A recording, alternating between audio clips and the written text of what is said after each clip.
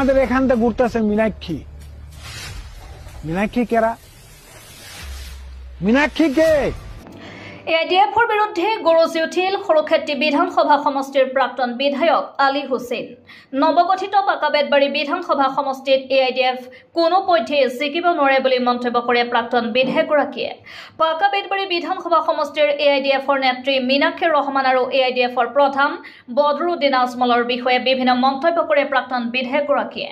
মীনাক্ষী ৰহমানক ভোট নিদিবলৈ আহ্বান জনায় প্ৰাক্তন বিধায়ক আলী হুছেইনে। মীনাক্ষী কোন? মীনাক্ষী এগৰাকী হিন্দু মহিলা। স্বামীৰ কোটি কোটি টকা আছে, মাটি সম্পত্তি আছে। নিজতকৈ 20-22 বছৰ বেছি বয়সৰ ব্যক্তিৰ লগত বিয়াত বহিছে তেওঁ।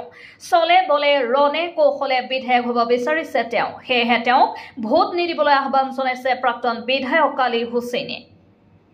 বিয়া হৈছে, তাৰ বয়স হৈছে 52-53 বছৰ। এই মেয়েটাৰ বিয়া হৈছে, বয়স হৈছে মাত্ৰ 31 বছৰ।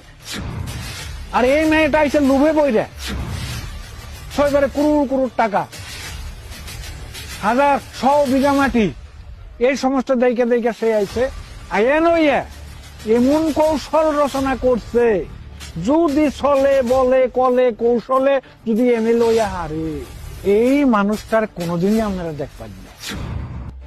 আমার কথা যদি হাসা না হয়, যদি জিততে পারি, জিততে তো পারবোই না, এটা সম্ভব না।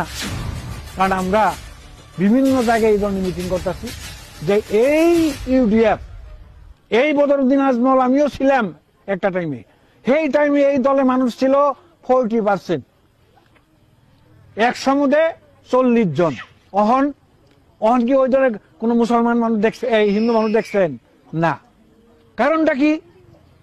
তার কাম কাজ, তার বাঘ ভঙ্গি, মন চাই একজনে চর দিব বা যা তা করে দেয়। কোথায় এই সমস্ত চরিত্র হয়। আর টাকা কয় আমি বিজনেসম্যান, আমার টাকা লাগবো। জোয়া 19-এর নির্বাচনের আগে, পার্লামেন্ট নির্বাচনের আগে বরাক ভ্যালিতে বলছে কমে 10-20 লক্ষ টাকা দিতে হইব, তারপর টিকিট আমরা দিব, একদম খোলাখুলি। কোথায় এই সমস্ত কথাবার্তা কওয়া।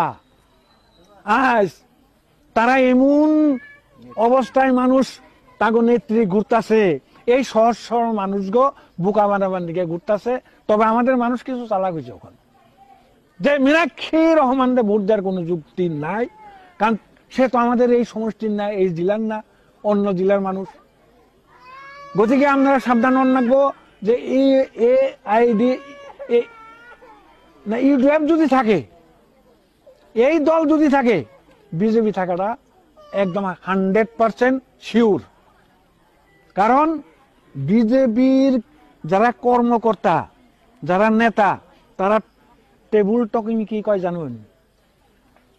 মুসলমান যদি কম সংখ্যক হয়ে যদি তেওঁলোকে এই ইউডিএফ মুসলমানের দল করবা পারে, আমি বেশি সংখ্যক হই কিয়